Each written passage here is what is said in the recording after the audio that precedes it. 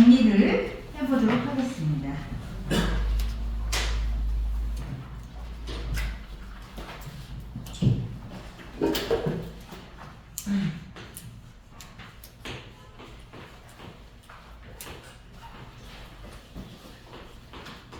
현대시의 역사인데 한번 자기 스스로 쭉 정리를 해볼 수 있을 정도까지 돼야 돼요. 쭉 가로로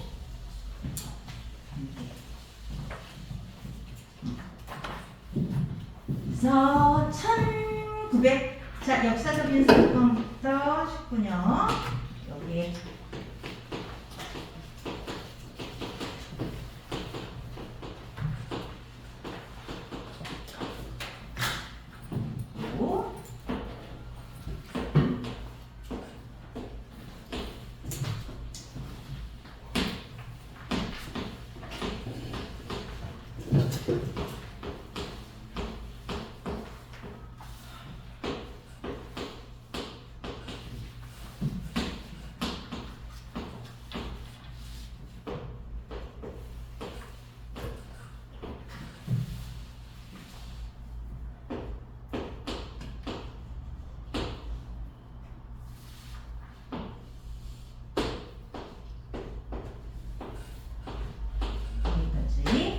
여기까지 정리를 하셨더라고요, 선생님께서. 자, 그러면 시행되는 건가요? 왜냐면 꼭 알아야 돼요. 현대시를 하려면 이 현대사를 좀 알아야 돼요, 여러분들. 근데 한국사 1학년 때 했잖아. 한국사 했던 거 한번 짚어볼게요. 자, 1919년에 우리가 주요한의 불놀이라는 시가 나오면서 야, 이 정도면 이제 자유시 근대시라고 할 만하다. 그 전까지의 시는 근대시라고 할 수가 없었어. 왜냐면 창가나 뭐 신체시 이런 건데 그건 집단적이고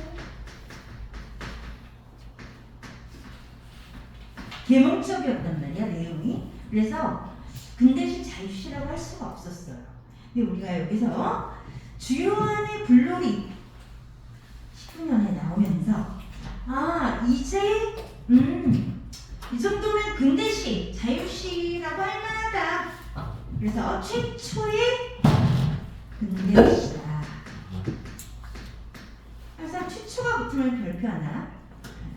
자, 그러면 우리 한국 근현대사와 함께 문학이 어떻게 발전해 나가는지 현대시가 그걸 볼 건데, 문학이라는 것은 역사의 거울이란 말이야. 가념이죠. 그 시대상을 담게 돼 있어요. 문학의 경향이라는 거잖아. 경향이 19년에 어떤 일이 일어났어요? 19년에 1919년에 3.1운동 3.1운동 맞지? 3.1운동이 일어났죠. 3.1운동이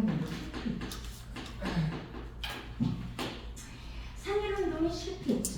그러니까 이게 쭉 역사적인 흐름하고 엮어서 여러분들이 공부를 하시면 안 잊어버려요.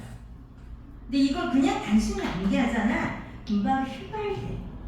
그래서 역사적인 흐름 1919 3.1운동부터 시작하는 거야. 자, 이때 자유시가 태동하자마자 근데 3.1운동이 실패했고 지금은 제국주의, 일본 제국주의 시기라는 거야. 그치?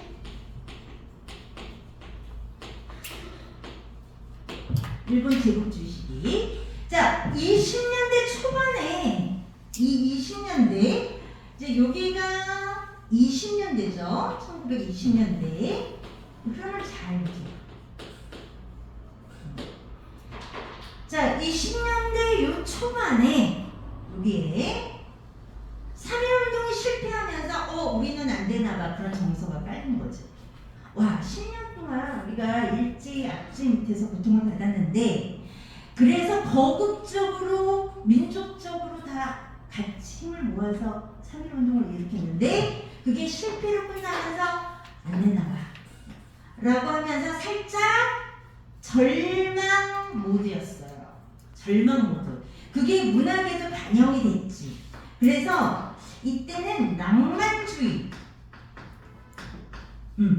낭만주의라는 게 유행해. 낭만주의가 뭐냐면 현실하고 동떨어져 있는 거야. 현실을 생각하고 싶지 않은 거지. 현실이 너무 끔찍하니까, 비극적이니까. 근데 이 낭만주의도 이 앞에 뭐가 붙냐면 감상적 낭만주의였다. 감상적 낭만주의. 그래서 우울, 그 다음에 허무, 절망, 이런 것들이, 이런 사조가 지배해. 문학에도 대표적인 작품으로, 이게 초야, 20년대 초. 자, 이상화라는 시인이 빼앗긴 들에도 보물입니다.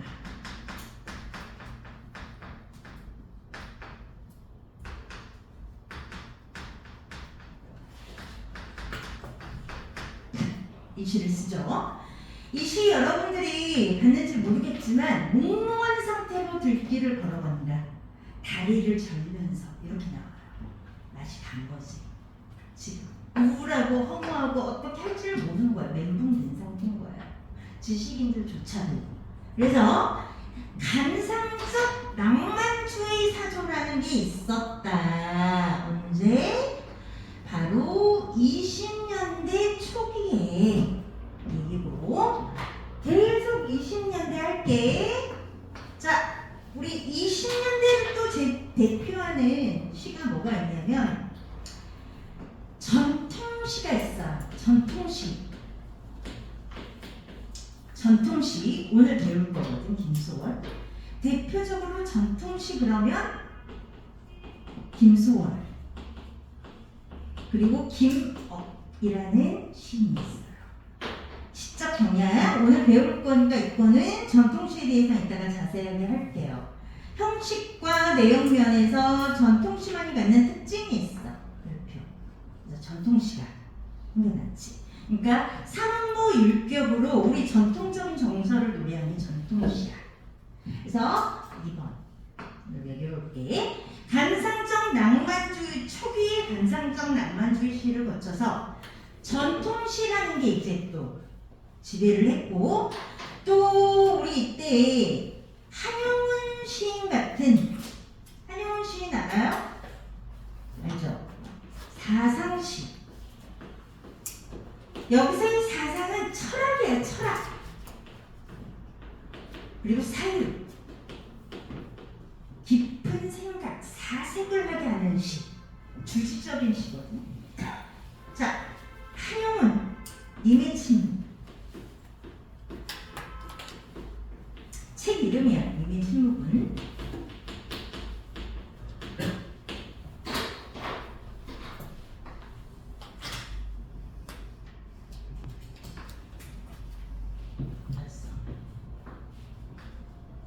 세 번째, 사상시. 자, 그러면서 20년대 중반에 또 어떤 시가 나왔냐면, 빨리 시작해볼게요. 4번.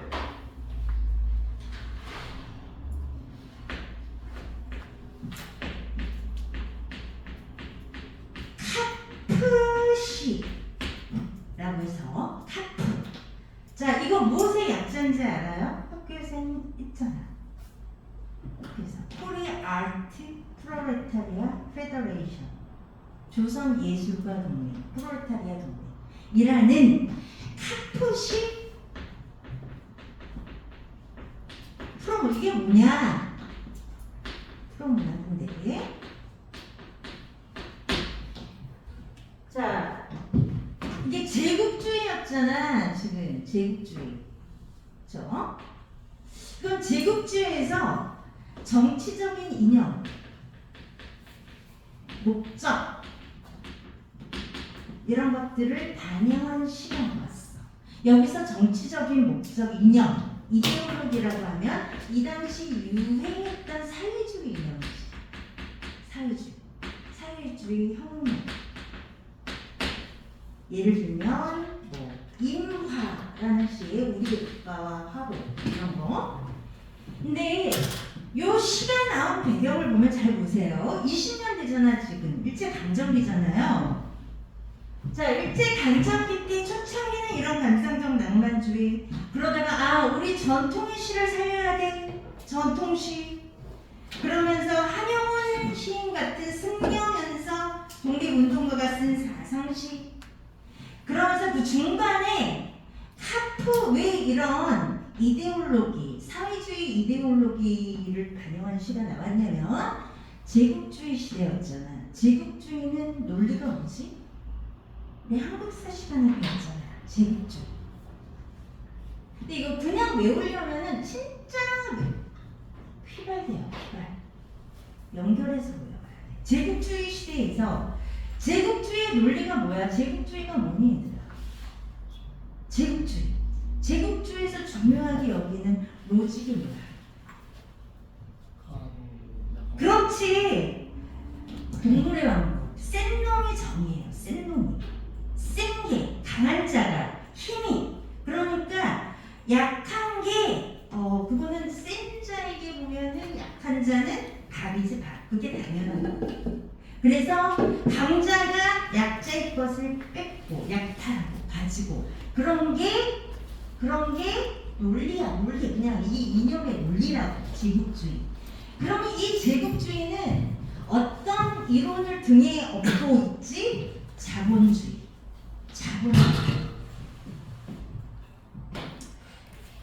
자본주의죠. 자, 자본주의를 등에 업은 제국주의가 달호해서 지금 일본 제국주의 일제가 이렇게 조선을 삼켜서 우리를 괴롭혔잖아요.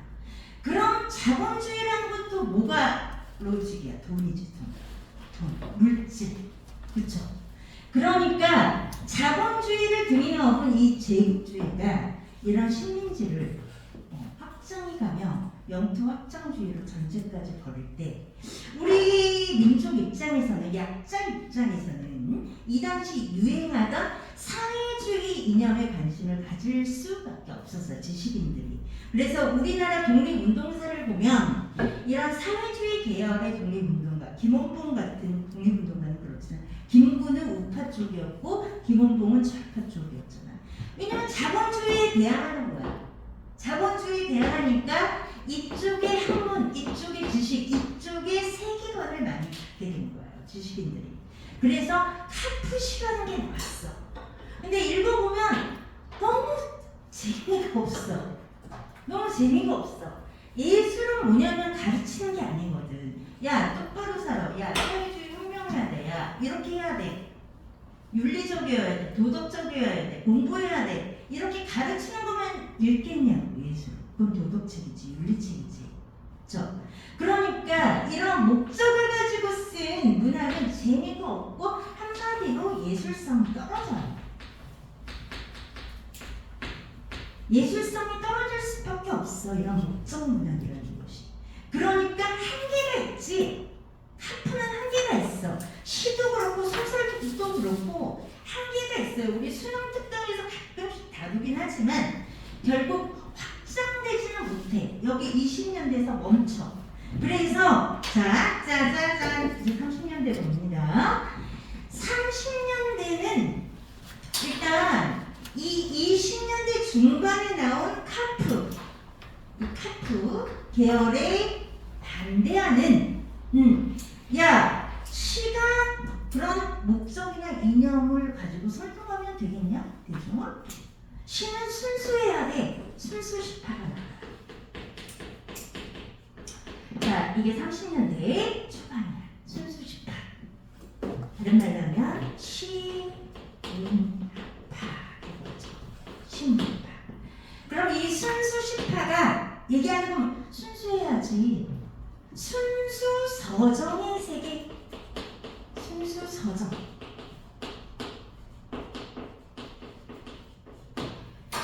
시라는 것은 자 순수한 서정의 세계를 그려야 돼. 이렇게 얘기했어. 순수 시는. 그런데 여기서 기억을 해둬야 될 게 그럼 도구가 뭐냐는 거야. 알겠어. 목적 없고 순수한 개인의 정서를 다루는 건 알겠어. 그런데 어떻게 했을 때, 자, 언어를 가지고 하자. 언어를 아름답게 다듬는 거야. 언어의 조탁이라고 하지. 그래서 시의 음악성을 굉장히 강조했어. 자, 예를 들면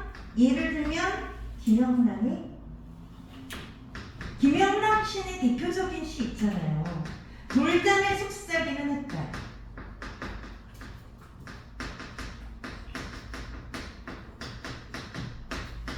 여기서 보면 보드레한, 에메랄드 이러면서 이 언어의 조탁을 굉장히 많이 사용했죠. 기교. 그래서 말이 너무나 반짝이고 예뻐, 언어가. 그걸 통해서 순수한 서정을 드러내자. 이게 순수시파예요. 그 흐름을 봐. 그러면은 40년대 초반에 순수시파가 나오게 된 배경은 이 카프에 대한 반발이란 말이야. 카프에 대한 반발. 자, 그런데 이거 좀 이제 이거 한국사를 해야 되거든.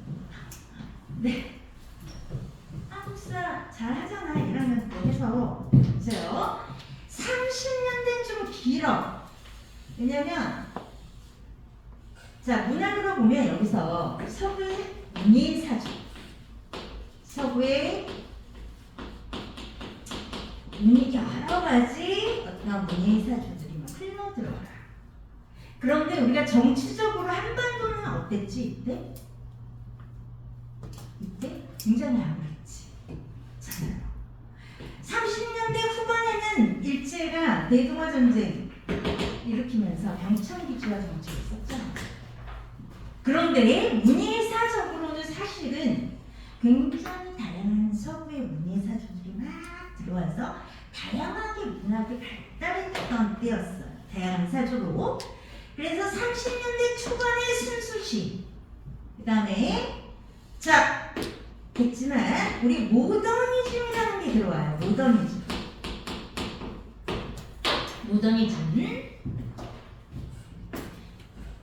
자, 모더니즘이 또 중요하지. 시험범이니까 모더니즘.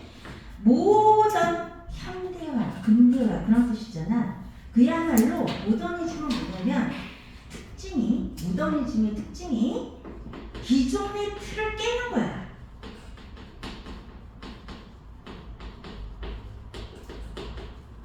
기존의 것들을 파격적으로 깨버려요. 내용도 그렇고 형식도 그래. 그러면서 우리 현대 문명에 대해서 비판적인 시각을 가져요. 현대 문명 비판. 내용을 보면 문명 비판적이야. 그리고 표현을 보면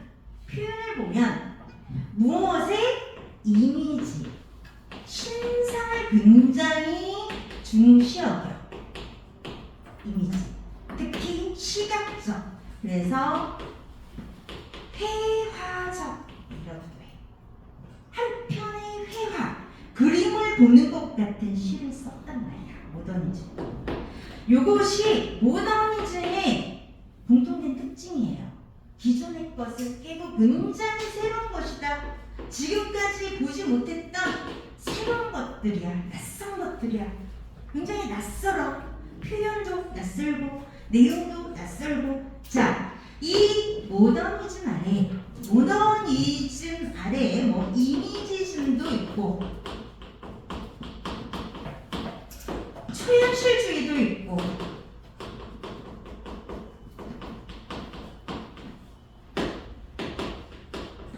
주지주의도 있고.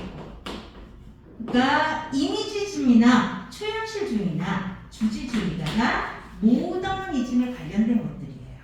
유파가 좀 나뉘는 거지. 이미지는 특히나 이미지로 보여주는 거. 이거는 이미지에 굉장히 비중을 많이 둔 거. 초현실주의는 현실을 넘어섰다는 거거든. 대표적인 게 이상이지. 이상. 이상의 오감도라든지 산이라든지. 그러니까 띄어쓰기 문법이 없잖아. 이상의 시를 보면 띄어쓰기가 안 되어 있죠. 그리고 산이라는 시를 보면 진짜 이렇게 돼 있어. 행이 이렇게 돼 있지. 형식과 내용에서 굉장히 타격을 보여요. 그리고 현대인의 어떤 멘붕, 현대인의 고독, 소외 그런 걸 다룬다는 거야. 이상. 우리 주지주의는 주지주의 이 지가 뭐냐면 저 사람 참 지적이야, 지성적이야 할 때 지거든. 인텔리전스라는 거지. 이 바닥에 주지주의가 상대되는 개념이 주정주인데 정서를 과하게 표출하지 않아요. 주지주의는.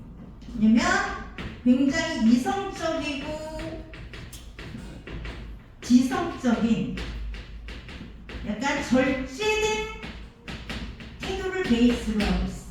절제된 태도. 그러면서 역시 이미지를 굉장히 중시하죠. 이미지로 표현하는 거야. 이미지로 표현한다는 것 자체가 감정을 절제하면서 표현하는 거예요. 그래서 우리 주지주의 김광균, 대표적으로 김광균, 김기림.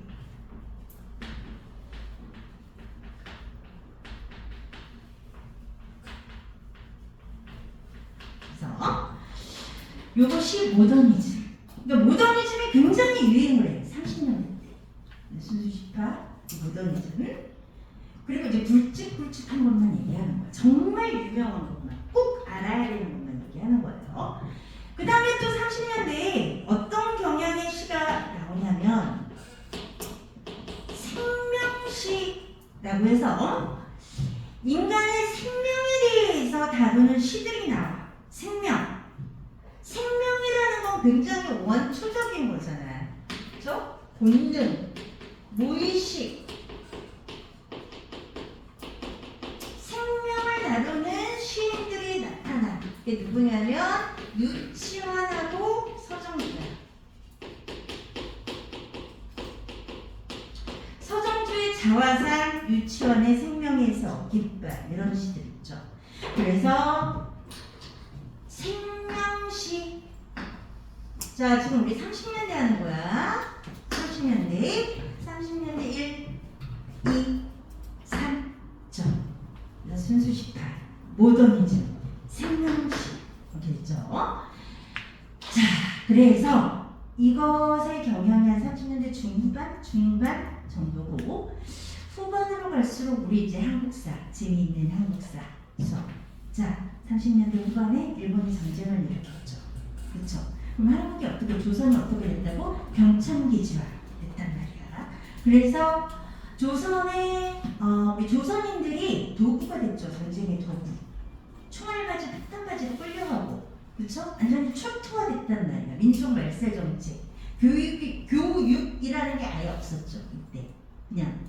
그래서 자, 여기부터는 짜자자 45년 일본이 핵 2방 맞고 항복했잖아. 그때가 며칠이지?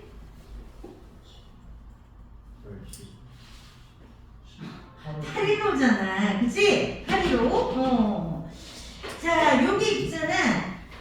요 30년대 후반. 30년대 후반부터 여기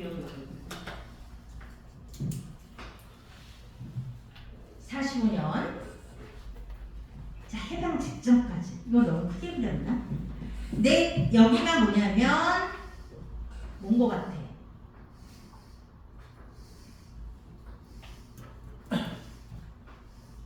여기. 자, 일본이 전쟁을 대대적으로 적극적으로 벌일 때잖아. 이때 문학을 할 수 있었겠냐? 이때 지식인들이 문학을 할 수 있겠어요? 민족 말살 정책으로 다 창씨개명해버리고 탄압하고 검열하고. 독립운동가는 이때 조선에 남아있을 수조차 없었어요. 해외 파고 그랬을 때지. 그래서 우리가 이때를 뭐라 그러냐면 문학의 암흑기라고 해요. 암흑기. 문학의 암흑기. 문학이라는 게 존재할 수가 없었어. 다 붓을 꺾어버리는 거지. 쓸 수가 없었지. 그런데 짜자자 이때 문학을 하신 분들이 있죠. 그렇죠. 심지어 저항시를 하신 분이 있어. 일제말 저항시인 두 분 우리 배웠잖아. 누구? 그렇지. 일제말 2대 저항시인이 이때 탄생한 거죠. 바로 이육사, 윤동주.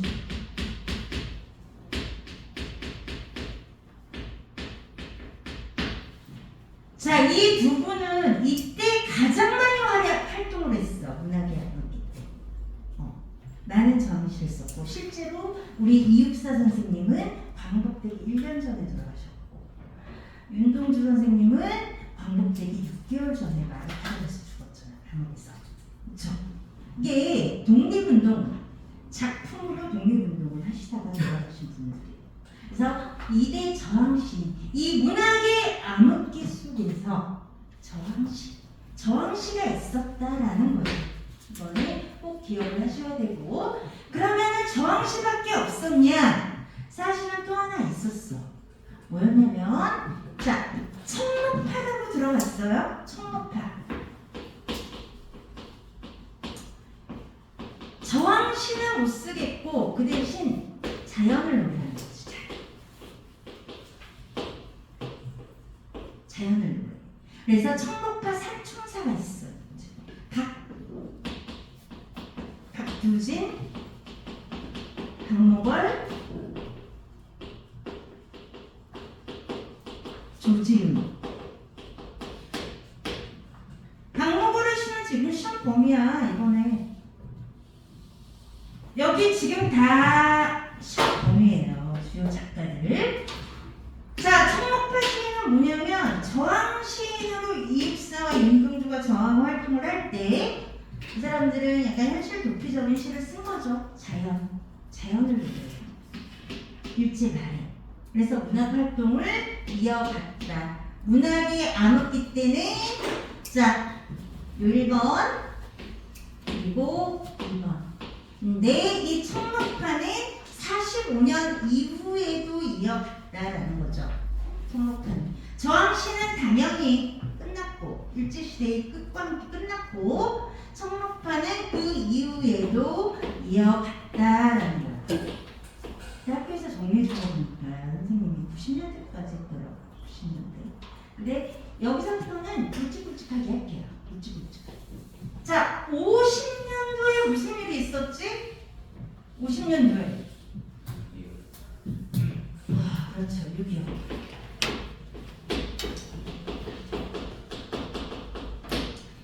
그래서 보면 우리가 광복이 됐으면 좋을 것 같잖아. 그런데 45년부터 전쟁이 일어나기 50년도까지 광복이 돼서 좋기만 했을까? 아니야. 굉장히 혼란스러웠어. 혼란시기여서 신석정 꽃덤불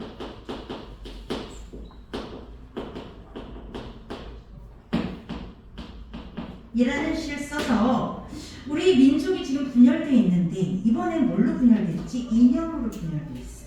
북쪽은 소련, 남쪽은 미국. 그래서 좌우로 분열되어 있었어요. 그래서 그걸 안타까워하면서 이제는 우리가 하나가 돼야 돼라는 꽃덤불이라는 시를 썼던 게 여기 광복 직후. 그래서 남한과 북한이 비극적으로 단독 정부를 세우면서 분단이 되고 말았지. 그래서 383이 세워지고 결국 전쟁이 일어나죠. 전쟁. 자, 전쟁이 몇 년에 끝나? 53년 끝나죠. 그쵸? 전쟁이 53년에 끝나고, 자, 그럼 우리 전쟁에 대해서 조금 살펴보면은, 전쟁은 우리 6.25 전쟁이 전 세계사적으로 월스트 3 정도 되는 굉장히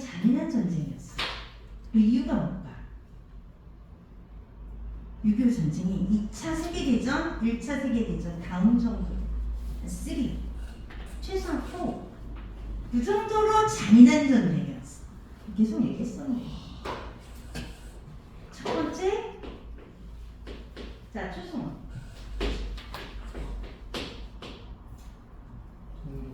그렇지, 동족상잔. 동족상잔. 자, 같은 동족끼리 뭐 때문에 그렇게 미친 듯이 죽인 거지? 이념 때문에. 이념이 다르다는 이유로. 그렇죠? 이념이 다르다는 이유로 이 당시 남북한 인구가 2천만이었는데 몇 명이 사상자가 났냐면 800만 명이 났어. 이건 정말 비극적인 거죠. 그 비율로 보면 2차 세계대전이나 1차 세계대전하고 비교가 안 돼요. 인구 대비 다치거나 죽은 사람 비율로 보면 너무나 끔찍하고 참혹한 전쟁이었고, 민간인 학살도 너무 많이 일어났지. 묵지막살. 지금도 딱 하다가 보면은 안매장된, 전쟁 때 안매장된 민간인 시신들이 계속 나와요. 국군이든 인민군이든 서로 왔다 갔다 하잖아. 여기서 하면서 한 번 내려올 때마다 그냥 죽이고, 그리고 다시 올라가면서 또 보복한 약을 죽이고, 그래서 엄청나게 많은 사상자를 냈다는 비극적인 전쟁이야. 특히 우리 민족끼리 죽였다는, 동족끼리 서로 죽였다는 점에서 너무나 비극적인 전쟁이었다는 거예요. 네? 그러면 53년 이후에 드디어 휴전이 되고 나서의 문학은, 우리가 이걸 전후 문학이라고 하거든요. 전후 문학. 소설도 그렇고 시도 그렇고 이 전후 문학은 전쟁의 상처, 전쟁의 비극을 다루는데 있죠. 그리고 허무감 이런 것들을 많이 다뤘어. 실존주의 철학도 나왔고, 야, 인간이 이렇게 잔인하구나, 뭐 인간이 호모사피엔스라고 다 때려쳐. 인간은 이성적인 존재가 아니야. 그러니까 그런 반성도 나왔고, 여기에서 전후 문학에서 우리 시 같은 경우는 예를 들면 박봉우의 휴전선,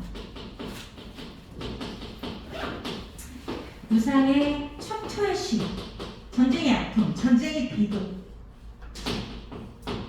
슬픔, 고통, 자, 이런 문학이 나왔었죠.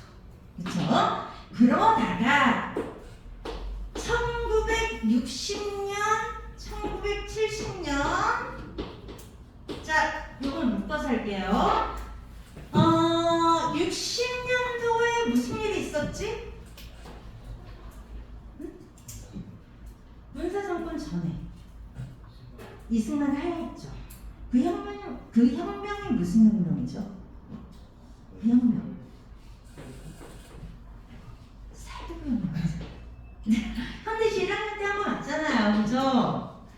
4.19 혁명이 이게 얼마나 또 대단한 혁명이냐면, 우리 전쟁 끝나고 우리나라는 외국으로부터 원조를 받는 최빈국이었어. 거짓말하지.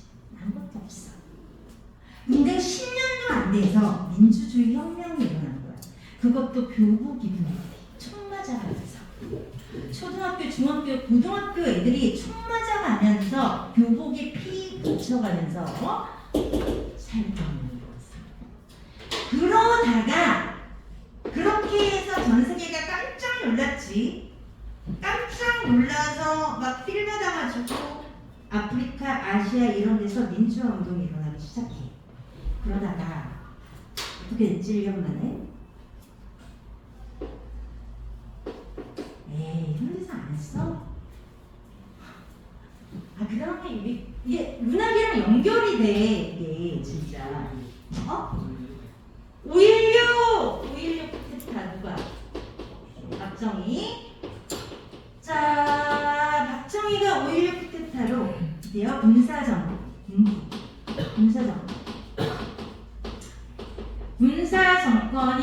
스타트해.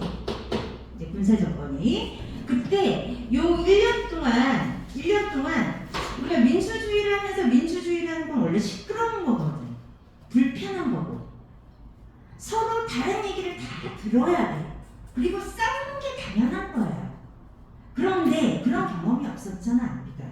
그러다 보니까 불안한 거지. 이렇게 혼란해도 되는 거야? 장면 정권이 들어섰을 때 맨날 여기서 말하고 저기서 말하고 막 이러니까 이 혼란한 틈을 타서 박정희가 야 내가 정리해줄게. 지금 우리나라는 민주주의를 할 때가 아니야. 한국식 민주주의가 있지. 니네들 밥도 못 먹잖아. 보리밥 먹으면서 피죽 먹으면서 무슨 민주주의야. 쌀만 먹고 나서 민주주의 해. 이게 박정희식 민주주의였죠. 그래서 박정희가 무혈 입성을 했어. 탱크 끌고 사지철 깎이고 또 선글라스 끼고 인터넷 치면 나오잖아. 그런데 보세요. 우리나라 전 세계가 깜짝 놀랄 정도의 민주주의 혁명을 일으킨 나라란 말이에요. 거지국가에서. 거지국가에서. 그런데 이 국민들이 1년 만에 군사 정권을 쉽게 용인해 줬겠냐고. 그런데 그러니까 박정희가 약속을 한 거죠. 뭐라고? 야 내가 계속 정치를 하겠다는 게 아니야. 지금 너무 혼란스럽고 북에서 내려올 수 있으니까 내가 안보하고 경제를 베이스를 만들어 놓고 다시 민주정부의 이양을 할 거야. 걱정하지 마. 독재 안 해. 이러고 각서를 쓰고 짜잔한 청와대에 들어왔죠. 그 후로 어떻게 됐다? 총 맞을 때까지 안 나왔다. 그게 79년 바로 18년 장기 집권. 이거 한국사실 그죠? 유신. 특히나 장기 집권을 하다 보니 헌법을 3번 뜯어 고쳤는데 72년에 고친 헌법이 뭐였죠? 유신. 그러니까 독재도 레벨이 있거든. 레벨. 독재도 레벨이 있는데 이 박정희가 유신을 단행함으로 인해서 독재자의 레벨에서 거의 최고치 10위 안에 드는 그런 레벨을 찍어버렸어요. 왜냐하면 유신이 뭐니? 내가 죽을 때까지 대통령을 하는 거야. 즉 선거제도를 없애버렸어요. 20년 전에 4.19 혁명으로 쟁취한 민주주의를 자 여기서 선거제도를 없애버리고 국회의원 내가 임명해. 긴급조치 15. 이건 뭐냐면 말로라도 정권을 비판하면 그냥 이틀막 정도가 아니라 사형까지도 가능한 거가 나왔어요. 예를 들면 얘들아 유신은 독재다. 난 박정희 정권 독재에 맞서서 싸울 거야 선생님. 이렇게 말도 안 하고 이거는 독재야 라고 말을 했어. 그 다음날 안 보이는 거지. 선생님이 그 다음날 안 보여. 누구 선생님 어디 가셨어요? 막 당황하면서 넌 몰라도 돼. 선생님이 아프셔. 그 후로 선생님은 볼 수 없었다. 이런 게 한두 번 있었던 일이 아니에요. 입을 틀어막는 거지. 입을. 디나루지나 이런 노래 들국화의 노래가 있거든. 들국화 당장 잡혀갔잖아. 야 너 왜 기나루라고 해? 뭐 사회에 불만 있어? 이런 식으로 있잖아. 그런 식으로 해서 표현의 자유, 언론의 자유, 양심의 자유를 틀어막는 이런 극단적인 독재 정권이 시작이 됐어요. 그런데 웃긴 거는 이제 유신을 하면서 박정희가 김일성한테 전화를 했지. 그 다음날 야 일성아 나 유신 선포했다. 그랬더니 김일성이 분노한 거지. 뭐라고? 정의 따위가. 그러면서 일성이가 하기를 사회주의 헌법 내가 죽을 때까지 주석 이렇게 된 거죠. 그게 70년대야. 그런데 이 70년대는 남북의 적대적 공생으로 정말로 엄청나게 국민들을 탄압하고 억압하고 구속하면서 독재정권을 이어갔던 시기였어요. 이게 79년이죠. 여기까지. 근데 지금 90년대까지 하셨더라고 선생님은. 근데 87년도가 이제 우리 민주화가 됐을 때고. 왜냐면 여기서 박정희가 죽고 박정희가 키운 양아들이 있잖아. 누구지? 전두환. 하나회 전두환. 그 영화 봤니? 그건 나오잖아. 그 영화가 그렇게 재밌다고 1000만이 넘었잖아. 봤어요? 본 사람? 근데 그건 결론을 아니까 보기가 싫더라고요. 결론을 아니까. 그게 싫어서 싫어. 근데 여기서 87년에 전두환은 박정희가 키운 양아들인데 79년에 죽고 나서 이제 우리 민주주의 하나보다 했을 때 전두환이 나다당 하고 등장했고, 그때 이제 전국에서 이제 난리가 났죠. 대학생들이 전두환 물러가라. 이제 민주주의를 해야 된다. 근데 전두환이 그때 군사 반란에 성공했고, 그리고 광주를 찍어서 대학살극을 벌였지. 전쟁 이후에 그런 대량 학살 처음 일어난 거죠. 그러고 나서 공포 정치를 시작한 전두환. 야, 내가 대통령 되는데 불만 있는 사람 체육관에서 대의원들 모아놓고 땅땅땅 아니요 다 찬성해 오케이 대통령이 됐어. 체육관 선거. 자, 그래서 이번에는 군부가 끝나자마자 신군부가 시작됐는데 80년대에 와서는 우리가 경제적으로 어때요? 이렇게 빈국이 아니었단 말이야. 이제 개발도상국으로 올라가서 국민소득 1만 불이 되니 많이 하고 있을 때 사람들이 도저히 이제 못 보겠는 거지. 이 꼴을 못 보겠는 거지. 거기에다가 대학생들이 전두환 물러가라 하는데 최루탄 맞고 피가 터져 뒷머리에서 최루탄이 딱 박힌 2학년. 원래 최루탄을 이렇게 보고 쏴야 되잖아. 근데 뒤에 쏴버린 거지. 그렇죠? 그리고 고문으로 죽은 대학생이 나오고 박종철.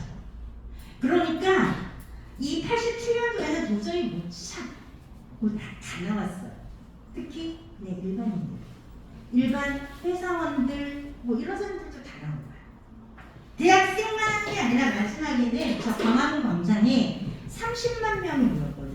지금 30만 명은 많죠. 지금도 많죠. 그때는 전두환이 보고 이건 안 되겠다. 이건 도저히 안 되겠다. 싸움이 안 된다. 적은 거죠. 그래서 6.19 선언을 한 거지. 그래서 자기 친구인 노태우한테 바통 터치하고 직선제를 쟁취한 게 1987년이에요. 그러니까 우리가 사실은 선거권, 우리가 갖고 있는 선거권이 피를 흘리면서 얻은 거고, 민주주의는 피를 먹고 자라는 나무라는 말이 있잖아. 그리고 실질적으로 87년에 얻은 거니까 지금이 2023년이니까 30년? 밖에 되지 않은 거죠. 역사가 되게 짧은 거죠. 그러니까 되게 짧은 시간 동안 우리가 급격한 민주주의를 이룩한 게 맞아요. 역동적이잖아, 우리나라가. 그럼 여기까지 됐으면 잘 보세요. 이제는 여기까지는 이 문학이 사회상을 반영하지 않을 수가 없어요. 독재까지. 자, 50년대 이승만 독재, 60년대 4.19 혁명 후에 박정희 군부 독재. 그래서 1950, 60, 70까지 이제 이어갈 때 여기에서 우리가 현실 참여심 똑같아. 저항시랑 똑같아요. 일제말 저항시랑 똑같이 현실에 참여하고자 하는 현실 참여심 있었죠. 그 대표적인 시인이 김수영, 김지하, 신동엽. 여러분들이 아는 그 신동엽 말고, 그리고 고은이라고 있는데 고은 선생님은 지금 재판 중이라서 빠지고 이렇게 김수영, 김지하, 신동엽 이렇게 현실 참여심이 뭐냐면 독재 정권, 국민들의 입에 재갈을 물리고 표현의 자유를 억압하는, 양심의 자유를 억압하는, 탄압하는 이 정권에 대해서 비판하고 그러한 불이한 현실에 대해서 참여하는 저항시랑 같은 거죠, 결이. 그래서 이 세 분, 특히 김수영 시인은 우리 수동이나 내신에 많이 나오는 작가죠. 김지하, 신동엽도 마찬가지인데, 김수영 시인은 60년대 말에 돌아가셨기 때문에 김지하 시인은 70년대, 80년대, 70년대까지 활동을 하셨는데, 김수영하고 신동엽 시인은 이제 60년대 말에 돌아가셔서 현실 참여적인 작품을 많이 남겼다. 대표적인 작품 눈이라든지 폭포, 풀통, 그리고 우리 수영 특강에 남아있는 어느 날 도봉을 주옥 같은 작품을 남기셨고, 김지아 시인의 대표적인 작품 타는 목마름도 민주주의.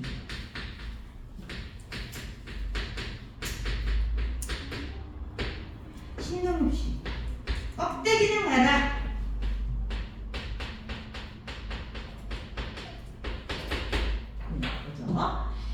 그래서 이 현실 참여 시인들 70년대, 80년대, 자 80년대도 70년대에서 80년대 정말 시 쓰기 어렵죠. 이때도 여전히 신군부였잖아. 그래서 정치적으로는 이런 독재였고 경제적으로는 뭐였지? 경제적으로 산업화였죠.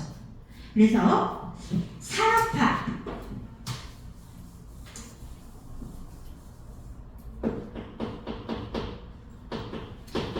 산업화 시대에 있어서의 소외된 계층,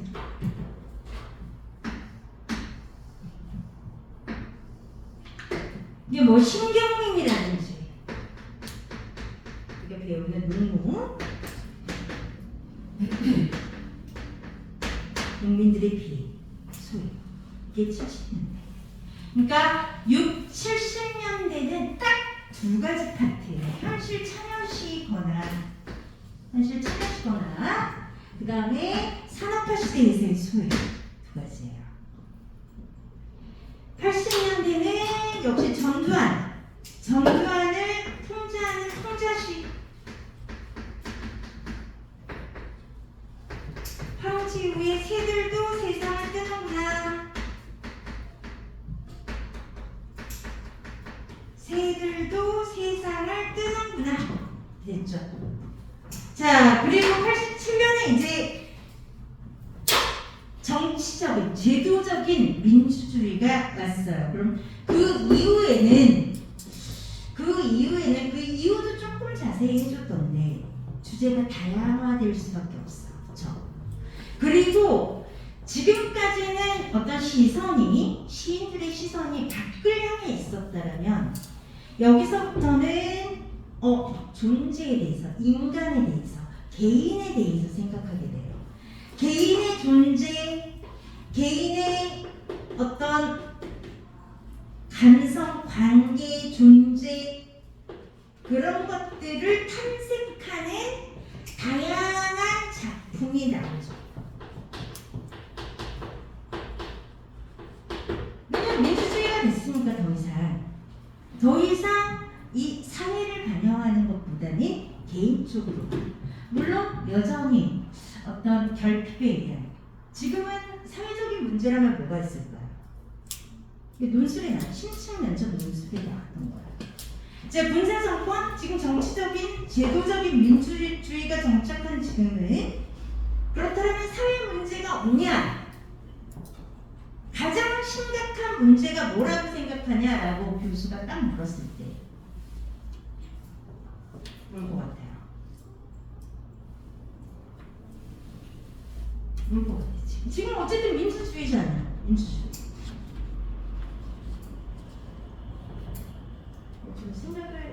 좀 공부를 하다 보니까 그런 생각을 할 여유가 없죠. 뭔 것 같아요, 여러분들이 이제. 여러분들 입시에 바로 지금 1년은 뭐 이제 수능 보고 대학 가고 이런 건데, 지금 가장 큰 문제는 뭔 것 같아요? 혜미. 무슨 말이야? 맞잖아요. 무슨 말이야 지금? 너 그러면 서류 3차까지 통과했다가 떨어지고.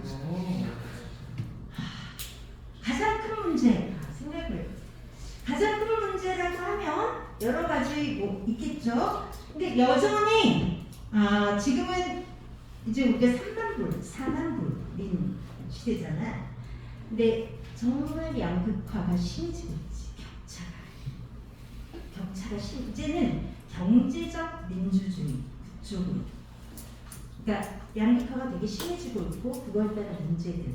그리고 또 우리나라는 뭐지? 초고령화. 지금 일본이 전 세계 1위인데 일본을 지금 뛰어넘었어. 그래서 너희들이 지금 10년 후 한참 경제활동, 군대 갔다 와서 경제활동할 때는 노인이 거의 반? 65세 이상? 지금 불쌍한 거지 사실은. 보면 참 불쌍해요. 왜냐하면 이게 정말 애를 안 낳다 보니까 노인으로 안 돌아가시고 너무 의료가 또 기술이 발달하다 보니까 잘 안 돌아가시잖아. 우리나라 지금 엄청나게 늙어가고 있어서 정말 없죠. 이 문제를 해결해야 돼. 이 문제를 이런 나라가 되어가는 거지 지금. 이런 나라.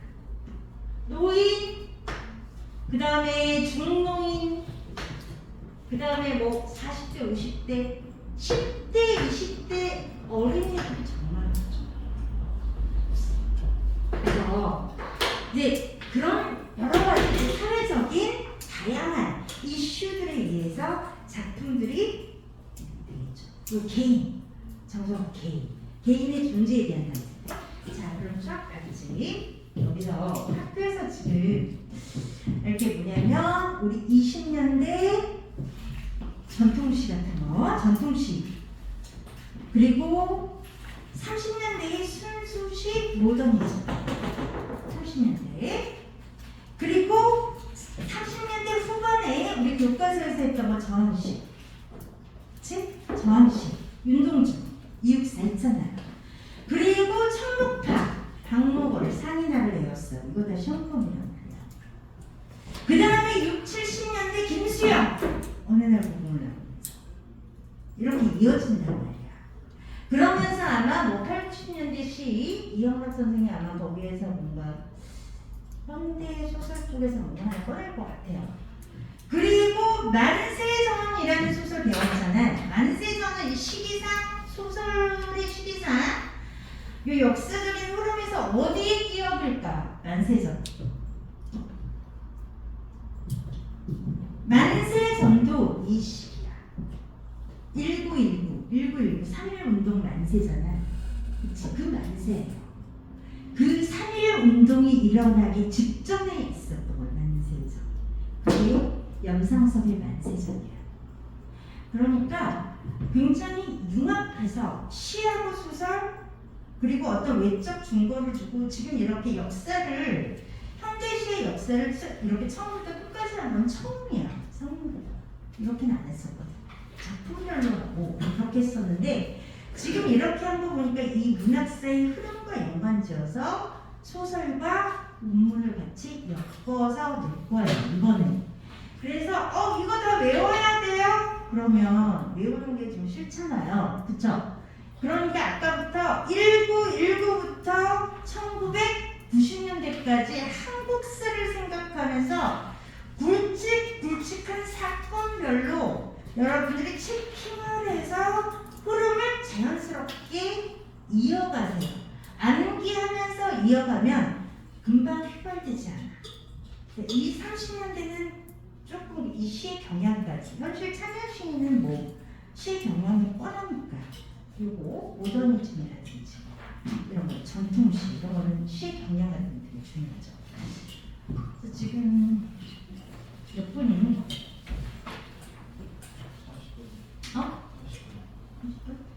자, 조금 쉬었다가 할게요. 이거 있으니까 이거 다시 한번 정리를. 네. 자, 간식이 있으니까 간식 좀 먹고.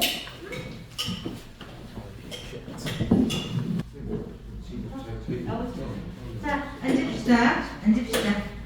자자자자자. 시작할게요. 바쁩니다. 바빠요.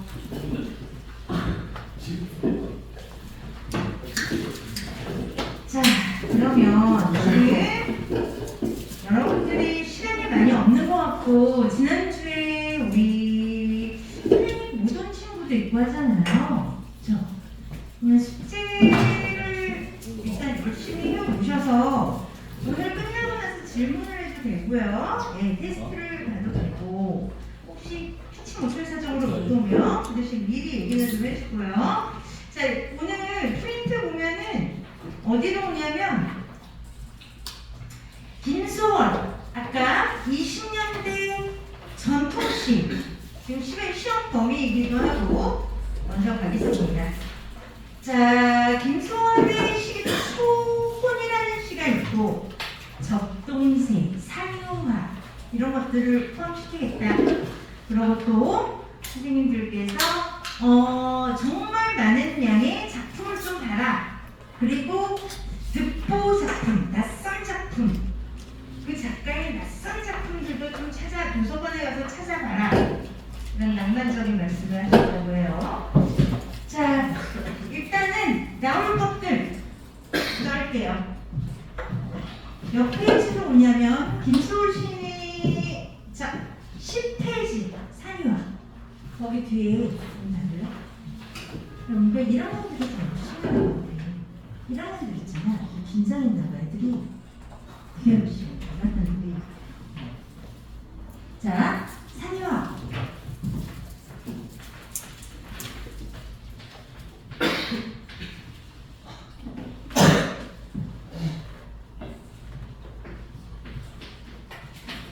짜자잔, 아까 공부했던 거 우리 자 리뷰해 봅시다. 김소월 시인은 몇 년대에 무슨 시지? 20년대. 오케이. 1920년대 20년대 무슨 시? 전통시. 그렇지. 그러면 도대체 전통시가 뭐냐는 거지. 도대체 전통시가 뭐냐? 전통시 그러면 우리가 보통 삼음부 율격이라고 얘기해요. 삼음부 율격인데 이 음보가 글자수, 음수로 보면 7, 5로 나뉘어져요. 7, 5조. 7, 5조. 자, 김소월의 그 유명한 진달래꽃이라는 시를 보면 나보기가 역겨워 가실 때는 그죠?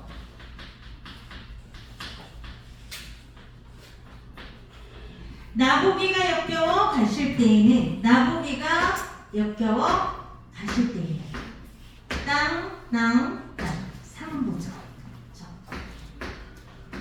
3부죠. 나보기가 역겨워 7 글자수 가실 때에는 그래서 7부죠. 자, 3부하고 7, 5조 이렇게 떨어지는 거 이걸 우리가 전통시, 전통운율이라고 한다. 아, 그거 눌렀습니다. 자, 그리고 내용은 그럼 뭐냐? 전통시의 내용은 뭐냐? 우리 민족에 전통적인 정서가 있다. 이제 우리도 아까 한국사 쭉 해봤지만 우리 민족이 정말 힘든 삶을 살았어요. 역사적으로 부침이 많았지. 5,000번의 외침이 있었고 또 19년 그 전에는 유교 500년을 겪었어. 유교, 그렇죠? 그래서 우리 민족의 전통적인 정서를 무슨 정서라고 하는지 혹시 아는 사람? 그렇지, 한의 정서. 한이 뭐니?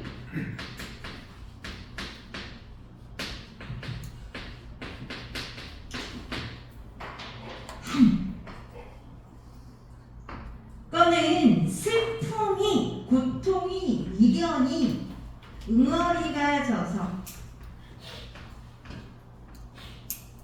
고통이 풀리지 않는 상태로 맺혀있는 거죠.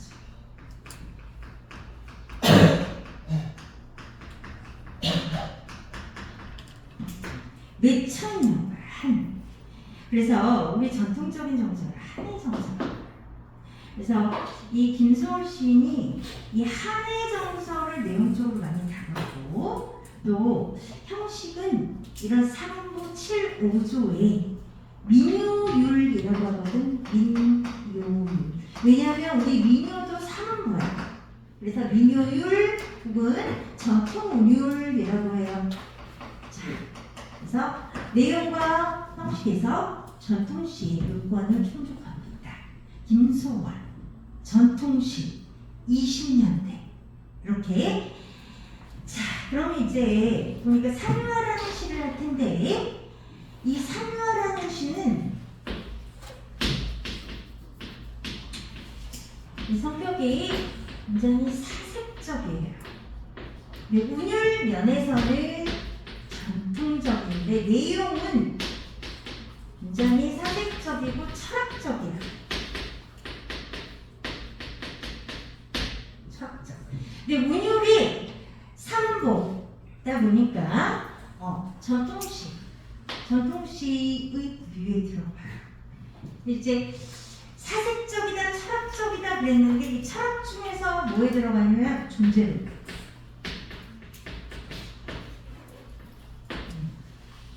그래서 제일 좀 약간 어려울 수 있어서 이거 먼저 할게요. 사실 충문이나 적동시는 한의 정서가 너무 잘 드러나는 시라서. 자, 산유화가 뭐냐면 산에 있는 꽃이거든.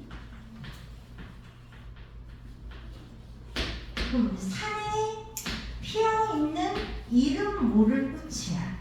이거는 학명이 아니야. 산유화가 그냥 이름 모를 꽃이라는 거지. 그럼 여기서 산에 꽃이 피어있는데 이 산도 그렇고 꽃도 그렇고, 그럼 마운틴과 플라워라는 물리적인 소재를 얘기하는 게 아니에요. 이건 굉장히 관념적 세계를 뜻해. 산은 세계를 뜻하고 꽃은 존재를 뜻해. 존재. 이건 존재에 대한 얘기야.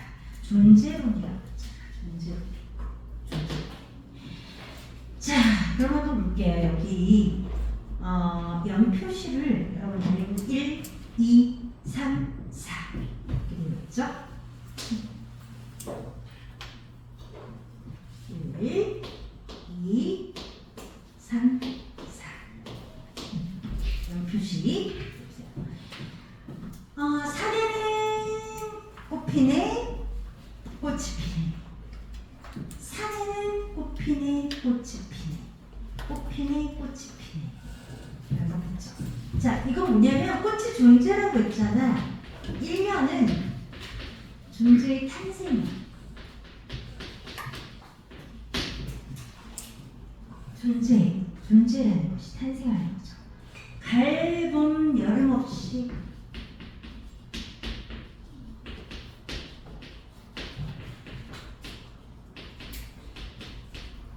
가을, 봄, 여름 없이 꽃이 피네 그랬는데 이 가을이 뭐냐면 가을이거든. 가을의 준말이야. 시작 흐름이죠. 왜 이랬을까? 첫 번째, 이유. 두 번째, 이유. 순서 교체했잖아. 순서 교체했죠. 봄, 여름, 가을인데 가을을 앞으로 뺐잖아. 교체했잖아. 이것도 일종의 낯설게하기야. 낯설게하기 기법이에요. 그러면 낯설게하기 기법은 뭘까? attention, 주의하는 거. 참신한, 충격적, 참신한 이런 걸 주는 거지. 자, 가을, 봄, 여름 없이 꽃이 피네. 자, 존재는 탄생한다. 존재의 탄생에 대해서 알겠어. 이연에 갈게. 산에 피는 꽃은, 그런데 이 산에 피는 꽃이 있어. 이 꽃이, 자, 시적 화자가 이렇게 보고 있다고 봐요. 시적 화자가 보고 있으면 저만치 피어 있다는 거예요. 저만치. and 혼자서. 이 어절이 주제를 다 포함하고 있어요. 근데 이 저만치가 뭐냐면, 저만치 화자와 그것과의 거리.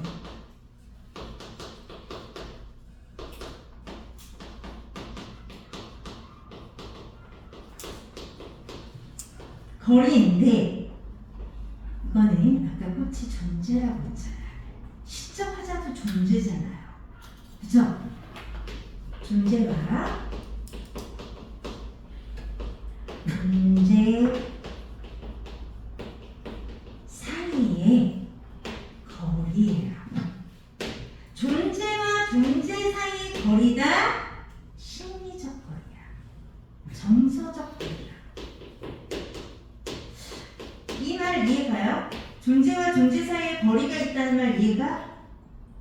여러분들이 정말 베프가 있고 부모님이 있고 정말 친한 대상이 있어. 그런데 거리가 0인가요? 그 사람하고 그 대상하고?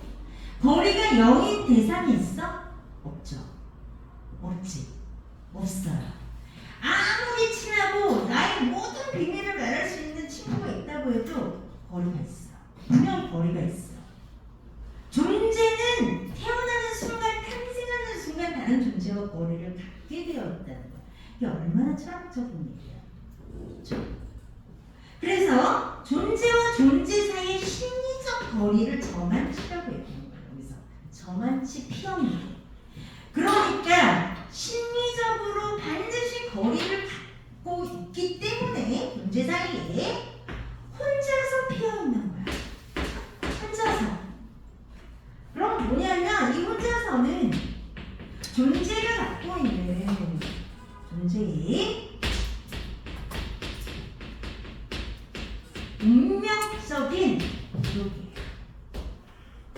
존재는 고독한 거야. 그래서 존재는 운명적이다.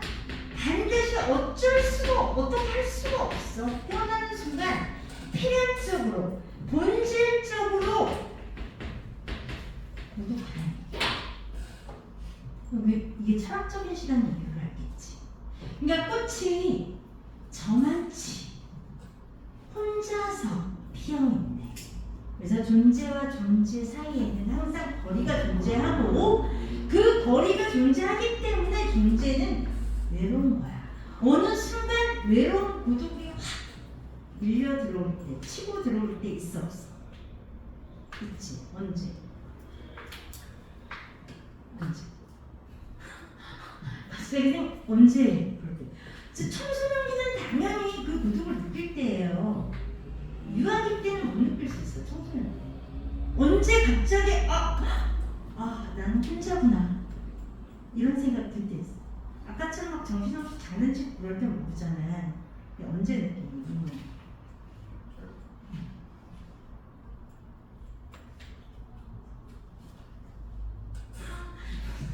언제 느껴?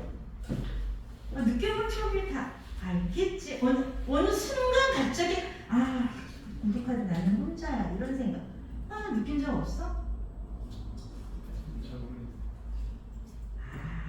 있겠지. 18세 참. 새벽에 밤새 숙제를 그래. 그럴 때 문득 느끼는 거야. 고독해 이렇게 느끼는 게 아니라 어느 순간 그래 난 혼자구나. 언제 너희들이 그 고독을 느끼게 되냐면 수능 1교시 시험지가 났을 때 정말 난 혼자구나.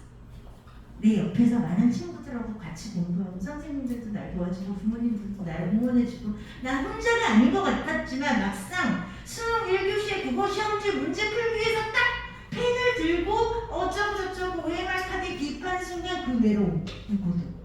존재는 본질적으로 혼자구나. 그걸 느끼는 순간이 그 순간이 가장 분명하게 드는 거죠. 그러니까 존재는 본질적으로 고독하다라는 거야. 이 고독이 이성이 없어서 고독한 그런 그 차원의 고독이 아니에요. 존재이기 때문에 고독하다라는 거야. 그리고 존재와 존재는 항상 뭐가 있어? 거리가 있다는 거지. 그걸 이렇게 표현한 거야. 그래서 이 현에서는 존재의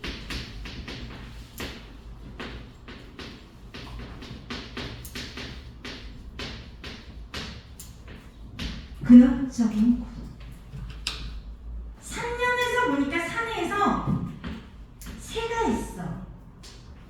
작은 새. 새가 있는데 작은 새가 네모쳐가 우는 애라고 있어. 얘가 크라이 울고 있단 말이야. 크라이 울고 있어. 자, 그런데 그 우는 이유가 뭐냐면 꽃이 좋아 산에서 사노라네. 얘가 이 꽃을 좋아하는 거야. 꽃이. 이 작은 새가 울고 있는데 꽃이 많이 온 거야. 그런데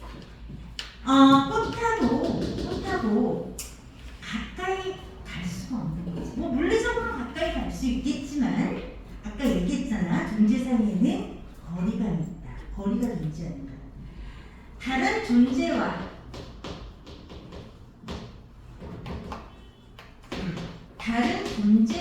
하나가 되는 거야. 다른 존재와의 합일의 실패. 즉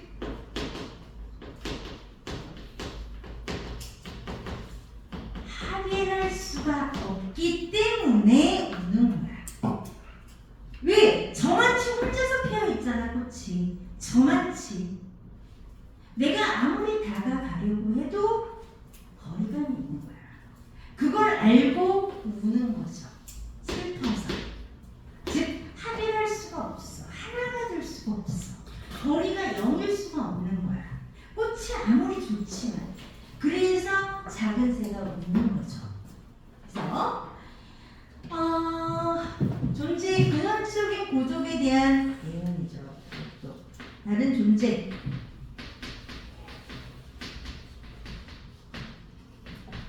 와의 합일이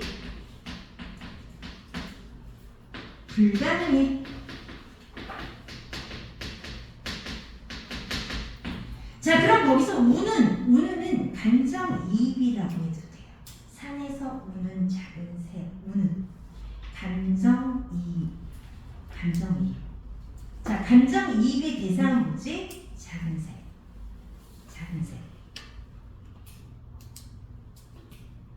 그래서 산에서 오는 작은 새요.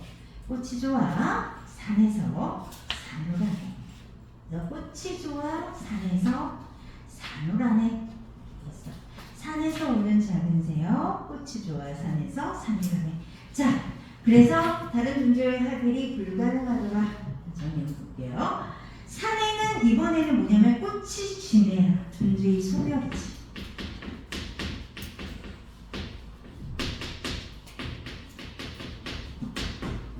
꽃이 피네. 이번에는 꽃이 지네. 갈봄 여름 없이 꽃이 지네. 그래서 1년하고 4년의 관계를 보면 그래서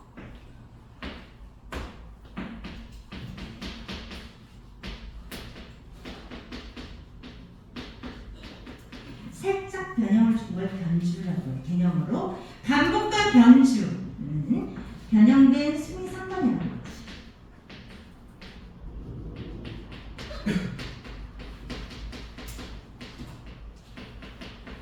변형된 수미 상관이라고 하죠.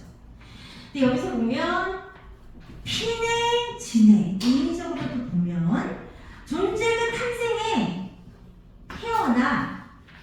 그런데 고독해. 고독하게 살다가 죽어. 존재의 유한성과 고독이죠. 다시 태어나. 고독하게 살다가 죽어. 태어나 고독하게 살다가 죽어. 이게 존재라는 거지. 존재로. 그래서 존재의 근원적인 고독과 유한성에 대한 굉장히 사색적이고 철학적인 시예요.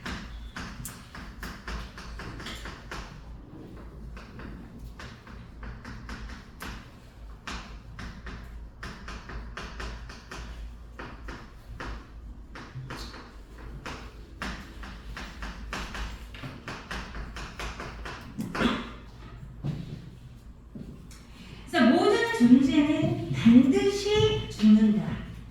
그리고 모든 존재는 외롭다. 모든 존재는 다른 존재와 거리를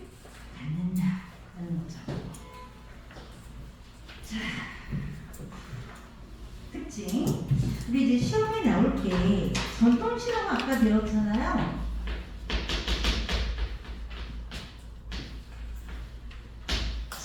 그래서 전통시 운율적인 특징에 대해서 보면 산에는 끊어봐봐요. 산에는 꽃 피네, 꽃이 피네. 3번 보죠.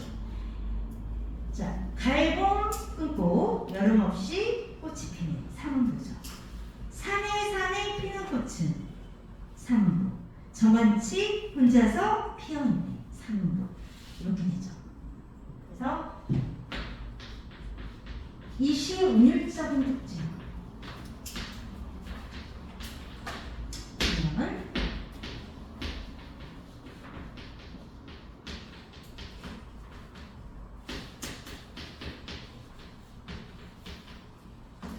민요율이라고 할 수 있는 3번.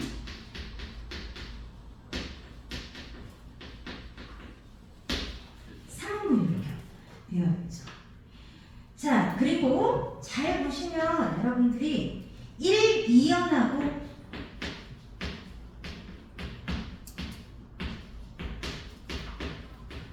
3, 4연 봐봐요. 1, 2연 끊고 3, 4연. 지금 요 슬러시 친 게 행이거든. 대칭구죠. 명사 대칭구.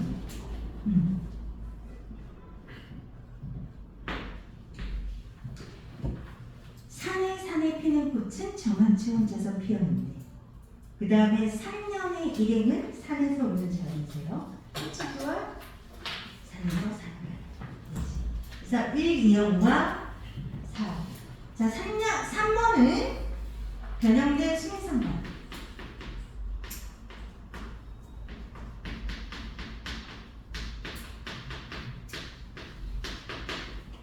변형된 수미상관. 반복과 아까 얘기했지 살짝 변화를 준 걸 변주라고 해. 반복과 변주. 자, 변형된 수미상관인데 앞과 뒤가 똑같잖아. 앞에는 꽃이 핀다. 맨 끝에는 꽃이 진다. 그것이 존재의 탄생과 소멸이라는 게, 꽃이 피고 진다라는 게 자연의 순환이죠. 자연의 순환.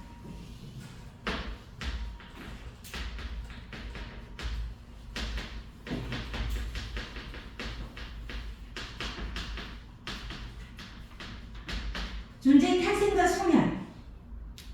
자, 그것이 이 변형된 수미상관이라는 형식을 통해서 굉장히 효과적으로 드러나요. 효과적으로. 이 의미가, 내용이 효과적으로 드러낼 수 있는 방법이 바로 이 수미상관이에요. 변형된 꽃이지고 피고. 그렇죠? 그래서 모든 이런 요소들이 상보, 대칭, 수미상관,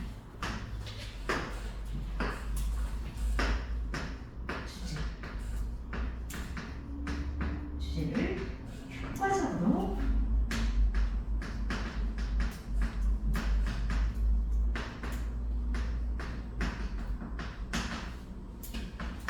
형상화하는 거지. 존재가 태어나서 무독하게 살다가 죽는 그 과정을 이런 수미상관으로 대칭 구조로 상부 육격으로 효과적으로 드러내고 있다. 자, 두 번째는 보면 거기에 꽃이 피네.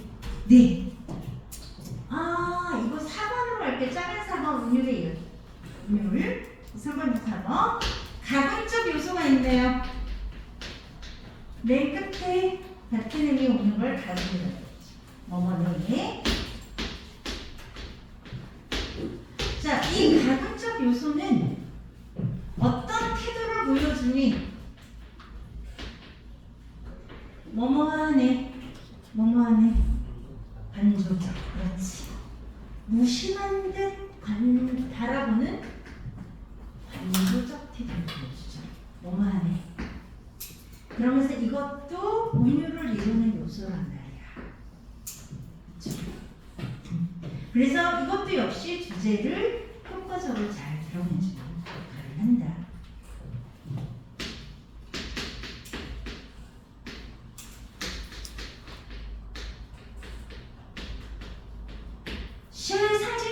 있는데 여기서 보면 꽃이라든지 산이라든지 새 같은 것들은 이거는 구체적인 자연물이야, 그치?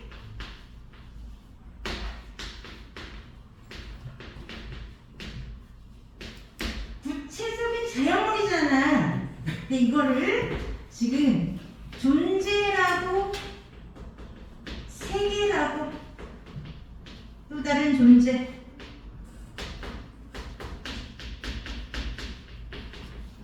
구체적인 자연물을 추상화하죠. 다른 말로 하면 추상적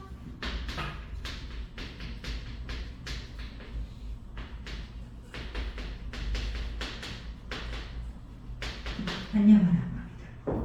그쵸? 그래서 시험의 상징성.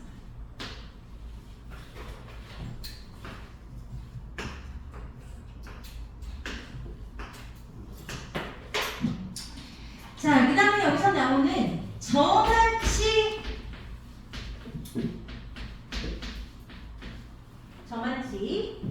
혼자서 이 함축적 의미에 대해서는 함축성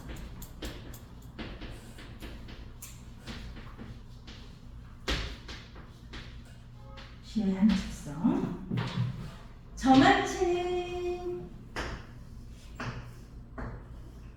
이거는 두 가지 중의적으로 해석이 돼요. 중의적으로 해석돼. 그러면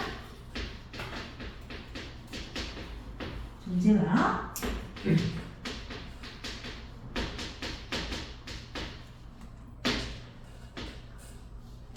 좁힐 수 없는 심리적인 거리, 정서적인 거리라는 거야. 화자와 꽃과의 거리다. 이것도 역시 심리적인 거리지. 그러니까 화자와 꽃과의 거리가 화자도 존재고 꽃도 존재라는 거지. 그러니까 존재와 존재 사이의 거리가 되는 거예요. 그 거리는 항상 존재한다는 거지. 여기서 또 하나 나서 이거를 거리라고 보지 않고 모양이라고 보는 경향도 있어요. 모양. 저렇게 어떤 식으로 해석해도 틀리진 않아요. 자, 그 다음에 여기서 나온 혼자서. 자, 지금 존재가 저만치 떨어져 있단 말이야. 저만치 떨어져 있으니까 혼자일 수밖에 없겠지. 부족할 수밖에 없겠지. 거리가 있다. 모든 존재와 거리가 있으니까 이 혼자라는 것은 필연적으로 따라오는 운명적인 필연적인 구동이라는 거죠.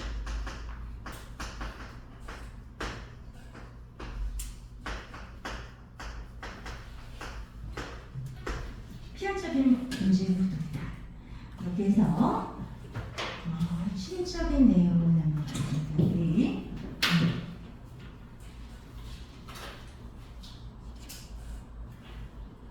자, 넘겨서 12페이지에 2번 한번 해볼까요? 2번.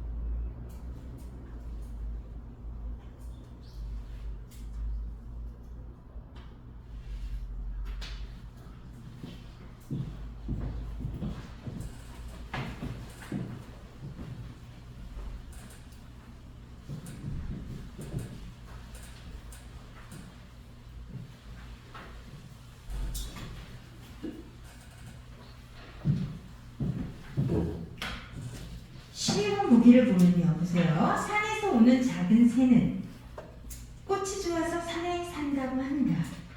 그러나 둘째 안에서 알 수 있듯이 나오는 여기 밑줄 쳐. 저만치 혼자서 피어있는 외로운 존재. 밑줄 치세요. 저만치 혼자서 피어있단 말이야. 그러니 새도 외롭지 않을 수 없다. 자, 새는 꽃을 좋아하지만 그것은 마치 메아리 없는 외침처럼 저 혼자만의 마음에서 그렇게 하는 것. 존재의 고독이죠. 존재의 고독이야.